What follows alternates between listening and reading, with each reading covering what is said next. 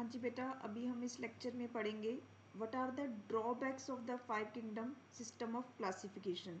जो R H. Whittaker ने 5 kingdom अभी बताए थे, Monera, Protista, Fungi, Plantae, Animalia. तो इन पांचों सिस्टम की क्या ड्रॉबैक्स रही।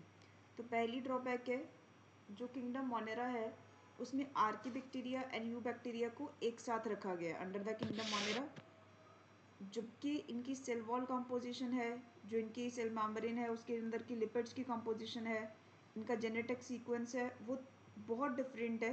But they were placed in kingdom Monera. तो इस ड्रॉबैक के ऊपर आगे चल के फिर काम किया गया, जिसके बाद हमने 5 की जगह 6 किंगडम सिस्टम भी हम आज के टाइम पे आ चुका है। तो 6 किंगडम सिस्टम के बारे में आपकी एनसीईआरटी में भी थोड़ा दिया हुआ है, तो उसके बारे में हम पढ़ेंगे अपकमिंग लेक्चर्स में। तो अभी आपको इतना याद रखना है कि 5 किंगडम की ड्रॉबैक क्या है कि मोनेरा के अंदर आर्किबैक्टीरिया एंड यू बैक्टीरिया को एक साथ रखा गया, जबकि उनकी सेल वॉल कॉम्पोजिशन, उनके अंदर का मेम्ब्रेन का लिपिड का कॉम्पोजिशन प्लस उनके अंदर का जो जेनेटिक कॉन्स्टिट्यूशन है वो क्या है, डिफर करता है। फिर उसके बाद है किंगडम जो प्रोटिस्टा है, उसके अंदर इंक्लूड किए गए हैं unicellular autotrophs.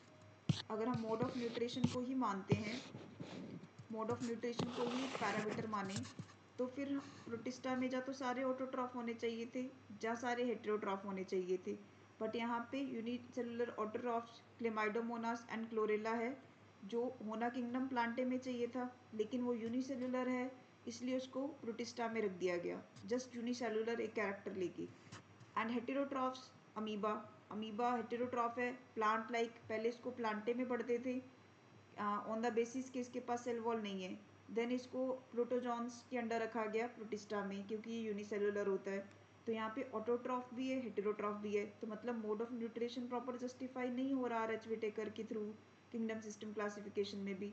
And also protista में कुछ मेंबर्स ऐसे आते हैं जिनके पास सेल वॉल होती है, और कुछ ऐसे भी आते हैं जिनके पास सेल वॉल नहीं होती है।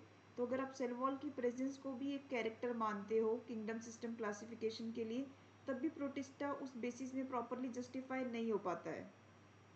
प्रोटिस्टा के बारे में कौन से मेंबर्स में सेल वॉल प्रेजेंट है, कौन से में नहीं है, ये सब कुछ आप पढ़ेंगे अपकमिंग लेक्चर्स में। तो आप लेक्चर्स को फॉलो करते रहिए, जो भी मैं कंटेंट ऐड करती जा रही हूँ, तो मस्ट उसको एक बार देखें।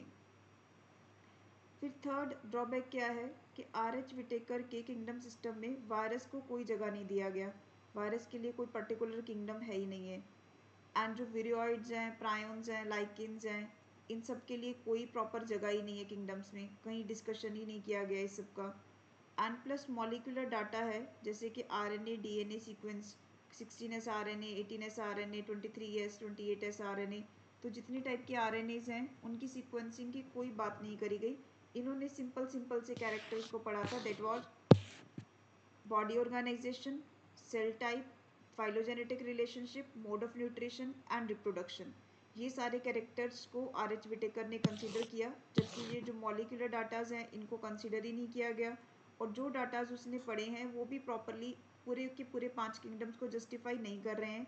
और प्लस इवोल्यूशनरी रिलेशनशिप्स में बहुत क्लियर कट हमें समझ नहीं आता है, क्योंकि प्रोटिस्टा में ही देखो, अगर आप क्लेमाइडोमोनास को देखते हो तो आपको प्लांट लाइक कैरेक्टर भी समझ आता है, अगर आप अमीबा को देखते हो तो एनिमल लाइक कैरेक्टर भी समझ आता है, फिर आप स्लाइम मोल्ड्स को देखते हो तो प्रोटिस्टा में फंगाई लाइक कैरेक्टर भी समझ आता है। तो इट मीन्स कि इसमें बहुत क्लियरली इवोल्यूशनरी तरीके से इसको जोड़ा नहीं गया है। तो these all are the 6 drawbacks of 5 kingdom system of classification, right. Thank you guys, देखते रहें आगे अपकमिंग वीडियोज़ को।